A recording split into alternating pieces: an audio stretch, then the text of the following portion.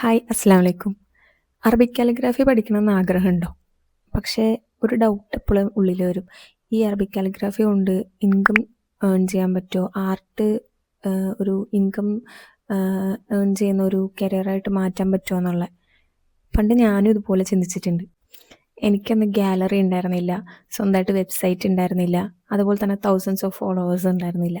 പക്ഷെ എന്നിട്ടും ഞാൻ എൻ്റെ ഫസ്റ്റ് സെയിൽ ചെയ്തിട്ടുണ്ട്. ഒരു അറൗണ്ട് 3K ഫോളോവേഴ്സ് ഉള്ള ടൈമിലായിരുന്നു എൻ്റെ ഫസ്റ്റ് അറബിക് കാലിഗ്രാഫി സെയിലാവുന്നത്. ഇന്ന് ഈ വീഡിയോയിൽ ഞാൻ ഷെയർ ചെയ്യാൻ പോണത് എങ്ങനെയാണ് ആ 3K ഫോളോവേഴ്സ് ഉണ്ടായിരുന്നപ്പോഴും ഞാൻ എൻ്റെ ഫസ്റ്റ് സെയിൽ ചെയ്തതെന്നുള്ളതിനെ കുറിച്ചിട്ടുള്ള എക്സാക്റ്റ് ജേണിയാണ്. വീഡിയോ അവസാനം വരെ കാണാനായിട്ട് ഞാൻ പറയും. കാരണം ബിഗിനേഴ്സിന് യൂസ്ഫുൾ ആയിട്ടുള്ള കുറേ കാര്യങ്ങൾ ഞാൻ ഈ വീഡിയോയിൽ ഷെയർ ചെയ്യുന്നുണ്ട്. സത്യം പറഞ്ഞാൽ ഞാൻ ഫസ്റ്റ് അറബിക് കാലിഗ്രാഫി സ്റ്റാർട്ട് ചെയ്യുമ്പോൾ പ്രൊഫഷണൽ ആർട്ടിസ്റ്റ് ആയിരുന്നില്ല. ഞാനിങ്ങനെ ചിന്തിച്ചിട്ടുണ്ട്, ഇതെനിക്ക് ചെയ്യാൻ പറ്റുമോ, ഇത് കുറേ റൂൾസ് എല്ലാം വെച്ചിട്ട് ചെയ്യുന്ന കാര്യമല്ലേ എന്നെല്ലാം. ആദ്യം ചെയ്തപ്പോൾ കുറേ മിസ്റ്റേക്സ് ഉണ്ടായിരുന്നു. കുറേ എന്ന് പറഞ്ഞാൽ കുറേ മിസ്റ്റേക്സ് ഉണ്ടായിരുന്നു. 2 വീക്സിനുള്ളിലാണ് ഞാനത് പഠിച്ചെടുത്തത്. അപ്പോൾ ബേസിക് ലെറ്റേഴ്സ് എല്ലാം ചെയ്യുമ്പോൾ നല്ല മിസ്റ്റേക്ക് ഉണ്ടായിരുന്നു. പക്ഷേ ഞാൻ അതിൻ്റെ അനാട്ടമി പഠിച്ചിട്ടുണ്ട്, ഈ ലെറ്റേഴ്സിൻ്റെ. അങ്ങനെ കുറച്ച് റൂൾസും കാര്യങ്ങളും വെച്ചിട്ടാണ് ഞാൻ സ്റ്റാർട്ട് ചെയ്തിട്ടുണ്ടായിരുന്നത്. ലെറ്റേഴ്സൊന്നും കറക്റ്റ് അല്ലായിരുന്നിട്ടും ഞാൻ എവിടെയും സ്റ്റാർട്ട് ചെയ്തിട്ടില്ല. കുറേ ക്യാൻവാസിൽ ചെയ്തിട്ട് കുറേ തവണ എനിക്ക് മായ്ച്ചിട്ട് വീണ്ടും ചെയ്യേണ്ടി വന്നിട്ടുണ്ട്. കുറേ പെയിൻറ് ഞാൻ വേസ്റ്റ് ചെയ്തിട്ടുണ്ട്.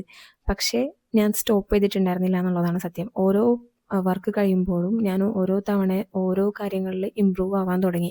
ഞാൻ എൻ്റെ ഓരോ നെക്സ്റ്റ് വർക്ക് ചെയ്യുമ്പോഴും എനിക്ക് തന്നെ ആ ഒരു ഇമ്പ്രൂവ്മെൻറ്റ് കാണാൻ തുടങ്ങി. പല ബിഗിനേഴ്സും ചെയ്യുന്ന ഒരു വലിയ മിസ്റ്റേക്ക് എന്താണെന്നറിയോ? നമ്മളൊരു വർക്ക് സ്റ്റാർട്ട് ചെയ്തിട്ട് അത് കംപ്ലീറ്റ് ആയാൽ മാത്രമേ, അല്ലെങ്കിൽ അത് പെർഫെക്റ്റ് ആയാൽ മാത്രമേ ഞാനിത് സോഷ്യൽ മീഡിയയിൽ ഷെയർ ചെയ്യുള്ളൂ എന്ന് വിചാരിക്കുന്നതാണ് നമ്മൾ ആദ്യം ചെയ്യുന്ന വലിയൊരു മിസ്റ്റേക്ക്. ഇപ്പോൾ ബിഗിനർ ആയിരിക്കുന്ന ടൈമിൽ നമ്മൾക്ക് ഉണ്ടാകുന്ന കുറേ എന്താ പറയുക, കുറേ നെഗറ്റീവ് തോട്ട്സ് ഉണ്ട്. ഇത് ഞാൻ ചെയ്തിട്ട് ശരിയായിട്ടില്ല, ഞാൻ ചെയ്താൽ ശരിയാവില്ല, ആരും എൻ്റെ കയ്യിൽ നിന്ന് വാങ്ങില്ല, ഇങ്ങനെയുള്ള തോട്ട്സ്. അപ്പോൾ ഇതങ്ങോട്ട് മാറ്റി വെക്കാനാണ് ഞാൻ പറയുക. നമ്മൾ ഇംപെർഫെക്റ്റ് ആണെങ്കിലും നമ്മൾ ജസ്റ്റ് ഷെയർ ചെയ്യുക, നമ്മളെ വർക്ക് നമ്മൾ ഷെയർ ചെയ്യുക. ഞാൻ ഈ മിസ്റ്റേക്സ് സ്റ്റാർട്ടിങ്ങിൽ തന്നെ അവോയ്ഡ് ചെയ്തിട്ടുണ്ടായിരുന്നു. അതായത് ഞാൻ പ്രോഗ്രസ് ഇല്ലായിരുന്നിട്ടും ഞാൻ ഷെയർ ചെയ്തിട്ടുണ്ട്. അതുപോലെ ഞാൻ പ്രാക്ടീസ് ചെയ്യുന്ന ഞാൻ ഷെയർ ചെയ്തിട്ടുണ്ട് സോഷ്യൽ മീഡിയയിൽ, എസ്പെഷ്യലി ഇൻസ്റ്റാഗ്രാമിൽ. അതേപോലെ ബിഹൈൻഡ് ദ സീൻസ് ഞാൻ ചെയ്തുകൊണ്ടിരിക്കുമ്പോൾ എൻ്റെ ബിഹൈൻഡ് ദ സീൻസ് ഞാൻ ഷെയർ ചെയ്തിട്ടുണ്ട്. അതുപോലെ ഇംപെർഫെക്റ്റ് ആയിട്ടുള്ള ആർട്ട് വർക്ക് ആണെങ്കിലും ഞാനത് കോൺഫിഡൻ്റ് ആയിട്ട് തന്നെയാണ് ഷെയർ ചെയ്തിട്ടുണ്ടായിരുന്നത്. അതായത് നമ്മൾ ബ്ലാങ്ക് ക്യാൻവാസിനേക്കാളും നമ്മൾക്കൊരു ഒരു പ്രോഗ്രസ് ഉണ്ടാകുന്നത് ഒരു വലിയ കാര്യമല്ലേ എന്ന് വിചാരിച്ചിട്ട് ഞാൻ ഷെയർ ചെയ്തിട്ടുണ്ട്. അപ്പോൾ എൻ്റെ കയ്യിൽ നിന്ന് വർക്ക്സ് വാങ്ങിയവർ ചിലപ്പോൾ ഞാൻ പെർഫെക്റ്റ് ആയതുകൊണ്ടായിരിക്കില്ല വാങ്ങിയിട്ടുണ്ടാവുക. പക്ഷെ ഞാൻ കൺസിസ്റ്റൻ്റ് ആയിട്ട് എൻ്റെ വർക്ക്സ് ഞാൻ ഷെയർ ചെയ്യുന്നുണ്ടായിരുന്നു. ഒരു ദിവസം ഞാൻ എൻ്റെ ആർട്ട് വർക്ക് കംപ്ലീറ്റ് ചെയ്തിട്ട് ഞാൻ അതിൻ്റെ ഒരു റീല് ഇൻസ്റ്റഗ്രാമിൽ പോസ്റ്റ് ചെയ്തു. ഞാൻ വിചാരിച്ചത് അതിനധികം റീച്ചൊന്നും കിട്ടില്ല. ഒരു കൂടിപ്പോയാൽ എനിക്കന്ന് 3K ഫോളോവേഴ്സ് അല്ല, കൂടിപ്പോയാൽ ഒരു 1K കിട്ടുമായിരിക്കും, അല്ലെങ്കിൽ ഒരു 600 വ്യൂസ് ഒക്കെ കിട്ടുമായിരിക്കും എന്ന് ഞാൻ വിചാരിച്ചിട്ടുണ്ടായിരുന്നു. പക്ഷേ ഇത് അപ്ലോഡ് ചെയ്തിട്ട് ഞാൻ യൂഷ്വലി ചെയ്യുന്ന പോലെ അപ്ലോഡ് ചെയ്തിട്ട് പിന്നെ ഞാൻ എൻ്റെ ബാക്കിയുള്ള പണികളിലേക്ക് പോയി. പക്ഷേ കുറച്ച് കഴിഞ്ഞിട്ട് എനിക്ക് മീൻസ് വീഡിയോ റീച്ച് ആവുന്നുണ്ട് എന്ന് മനസ്സിലായി. കുറച്ച് കഴിഞ്ഞപ്പോൾ എനിക്കൊരു മെസ്സേജ് വന്നു. ഒരു കമൻ്റാണ് വന്നത്. ഇതിൻ്റെ പ്രൈസ് എത്രയാണെന്ന് ചോദിച്ചിട്ട്, അല്ലെങ്കിൽ ഈ വർക്ക് അവൈലബിൾ ആണോ എന്ന് ചോദിച്ചിട്ട് എനിക്കൊരു മെസ്സേജ് വന്നു. ഞാൻ DM ചെയ്തു. പുള്ളി എന്നെ DM ചെയ്തു. വർക്കിൻ്റെ പ്രൈസ് ചോദിച്ചു. ഞാൻ അപ്പോഴും ഭയങ്കര ഷോക്കിലായിരുന്നു. കാരണം ഇത് സെയിലാവുന്നതാണോ, ഇത് അപ്ലോഡ് ചെയ്ത ഉടനെ ഇത് സെയിലാവുന്നുണ്ട് എന്ന് എനിക്ക് മനസ്സിലായി. പ്രൈസ് ചോദിച്ചു, സെയിൽ ക്ലോസ് ചെയ്തു.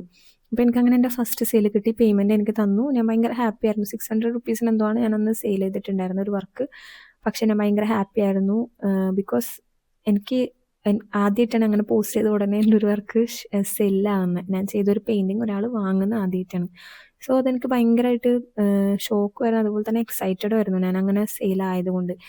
ക്യാഷ് കിട്ടുന്നത് മാത്രമല്ല, നമ്മളുടെ വർക്ക്, നമ്മളെ പെയിൻറ്റിങ് ഒരാൾ വാങ്ങി അവരെ വീട്ടിൽ ഇങ്ങനെ ഡെക്കറേറ്റ് ചെയ്യാൻ വേണ്ടിയിട്ട് ഒരാൾ വാങ്ങി എന്ന് പറയുന്നത് ശരിക്കും ഒരു ആർട്ടിസ്റ്റ് എന്ന രീതിയിൽ വലിയൊരു അച്ചീവ്മെൻ്റ് ആയിട്ടാണ് ഞാൻ കണക്കാക്കുന്നത്.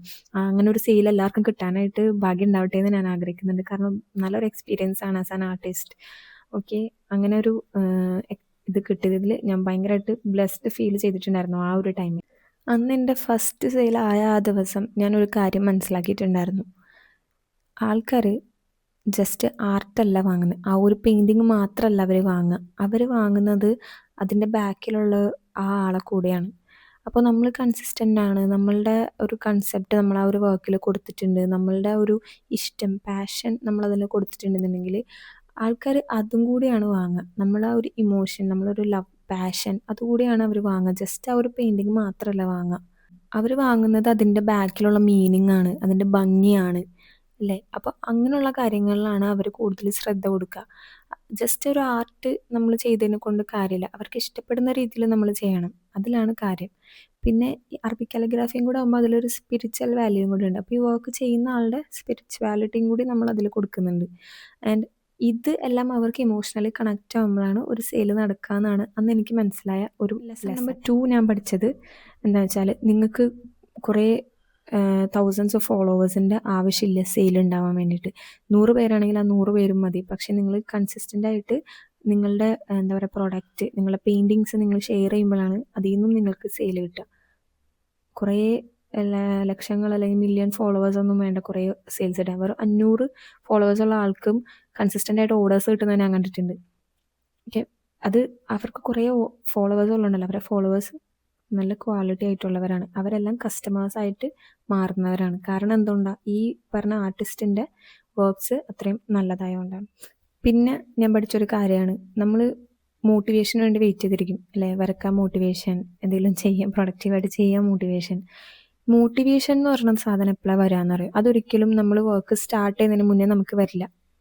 കോൺഫിഡൻസും മോട്ടിവേഷനെല്ലാം നമ്മൾ വർക്ക് സ്റ്റാർട്ട് ചെയ്തുകൊണ്ടിരിക്കുമ്പോഴാണ്, അതിന് ശേഷമാണ് നമുക്ക് വരിക. നമ്മളിതിങ്ങനെ ചെയ്തുകൊണ്ടിരിക്കുക, കണ്ടിന്യൂസ്ലി ചെയ്തുകൊണ്ടിരിക്കുമ്പോഴാണ് നമുക്ക് ഈ മോട്ടിവേഷൻ എല്ലാം വരിക. അപ്പോൾ നിങ്ങൾ റെഡി ആണെന്ന് തോന്നുന്നതിന് മുന്നേ നിങ്ങൾ സ്റ്റാർട്ട് ചെയ്യുക. സ്റ്റാർട്ട് ചെയ്തിട്ട് ആണ് നിങ്ങൾ റെഡി ആവുന്നത്. മനസ്സിലായോ? ഇത് മോട്ടിവേഷൻ വരട്ടെ എന്നിട്ട് ഞാൻ ചെയ്യാമെന്ന് വിചാരിച്ച് വെയിറ്റ് ചെയ്തിരിക്കാണ്ട് നിങ്ങൾക്ക് ഇപ്പം തുടങ്ങണമെന്നുണ്ടെങ്കിൽ ഇപ്പം തന്നെ സ്റ്റാർട്ട് ചെയ്യാം. പതുക്കെ പതുക്കെ നിങ്ങളതിൽ റെഡി ആയി വന്നോളൂ. മോട്ടിവേഷൻ നിങ്ങൾക്ക് ഓട്ടോമാറ്റിക്കലി വന്നോളൂ. ഇന്ന് ഞാനൊരു ബിഗിനർ ആണെങ്കിൽ ഞാൻ എന്താ ചെയ്യാമെന്ന് ഞാൻ പറഞ്ഞു തരട്ടെ. ഞാൻ കറക്റ്റ് മെറ്റീരിയൽസ് വാങ്ങും ആദ്യം തന്നെ. എന്നിട്ട് ഞാൻ പ്രാക്ടീസ് ചെയ്യും. എൻ്റെ കയ്യിലുള്ളത് എന്താണോ അത് വെച്ചിട്ട് ഞാൻ പ്രാക്ടീസ് ചെയ്യും. നല്ലപോലെ ഞാൻ പ്രാക്ടീസ് ചെയ്യും. പ്രാക്ടീസ് ചെയ്തതിന് ശേഷം എൻ്റെ വർക്ക്സ് പെർഫെക്റ്റ് ആണെങ്കിലും ശരി, ഇംപെർഫെക്റ്റ് ആണെങ്കിലും ശരി, ഞാനത് ഷെയർ ചെയ്യും. ആൻഡ് ഞാൻ ട്രസ്റ്റ് ചെയ്യും. ഞാൻ അള്ളാഹ് എന്നൊരാളുടെ അടുത്ത് ഞാൻ ട്രസ്റ്റ് ചെയ്യും. ഇത് എൻ്റെയും പടച്ചോൻ്റെയും ഇടയിലുള്ള കാര്യമാണ്. അത് കഴിഞ്ഞിട്ടാണ് ബാക്കിയുള്ള കാര്യം വരെ. അപ്പോൾ ഞാൻ ആ ഒരു തവക്കുൽ എപ്പോഴും എൻ്റെ മനസ്സിൽ വെക്കും. നെക്സ്റ്റ് ചെയ്യുന്ന കാര്യമാണ് ഞാൻ കൺസിസ്റ്റൻ്റ്ലി പോസ്റ്റ് ചെയ്യും. അതേപോലെ ഞാൻ എൻ്റെ ഒരു പോർട്ട്ഫോളിയോ ക്രിയേറ്റ് ചെയ്യും. 5 ആർട്ട് വർക്ക് എങ്കിലും ഞാൻ ക്രിയേറ്റ് ചെയ്തിട്ടായിരിക്കും ഞാൻ ഈ പോർട്ട്ഫോളിയോ ക്രിയേറ്റ് ചെയ്യുന്നുണ്ടാവുക.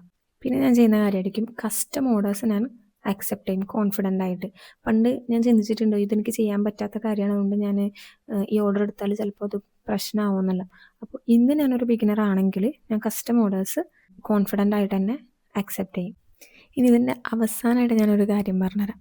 നിങ്ങളിപ്പോൾ ബിഗിനർ ആണെങ്കിൽ, നിങ്ങളിപ്പോൾ അറബിക് കാലിഗ്രാഫി സ്റ്റാർട്ട് ചെയ്യാൻ ആഗ്രഹിക്കുന്ന ആൾക്കാരാണെങ്കിൽ ഒരിക്കലും നിങ്ങളെ നല്ലൊരു ഇപ്പോൾ ഒരു നല്ലൊരു സ്റ്റേജിലിരിക്കുന്ന ഒരു ആർട്ടിസ്റ്റായിട്ട് ഒരിക്കലും കമ്പയർ ചെയ്യരുത്. അങ്ങനെ കമ്പയർ ചെയ്യുമ്പോൾ എന്തുണ്ടാകുകയെന്ന് വെച്ചാൽ നിങ്ങളെപ്പോഴും ചെറുതായിട്ട് തന്നെ നിങ്ങൾക്ക് ഫീൽ ചെയ്യും. അപ്പോൾ അങ്ങനെ ചെയ്യാണ്ട് ആ ആർട്ടിസ്റ്റും പണ്ട് ബിഗിനർ ആയിരുന്നു എന്നുള്ള കാര്യം നിങ്ങൾ മനസ്സിൽ വെച്ചിട്ട് വേണം നിങ്ങൾ വർക്ക് ചെയ്യാൻ വേണ്ടിയിട്ട്.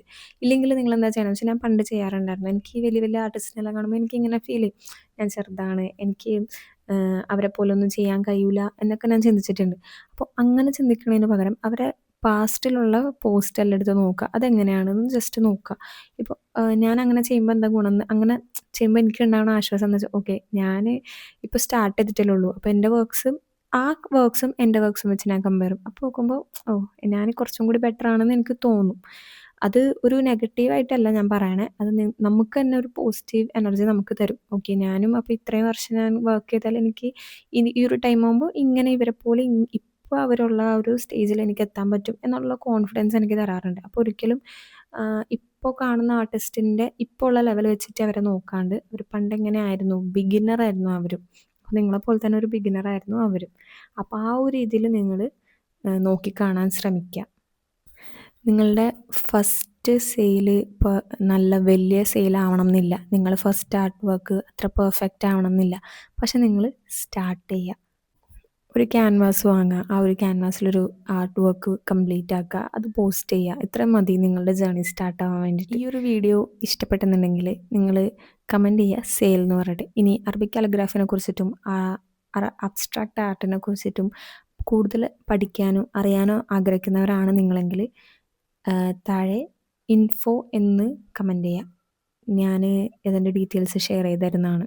സോ ഇത്രേ ഉള്ളൂ എൻ്റെ വീഡിയോ. എല്ലാവർക്കും ഇഷ്ടപ്പെട്ടെന്ന് വിചാരിക്കുന്നു. അസ്സലാമു അലൈക്കും.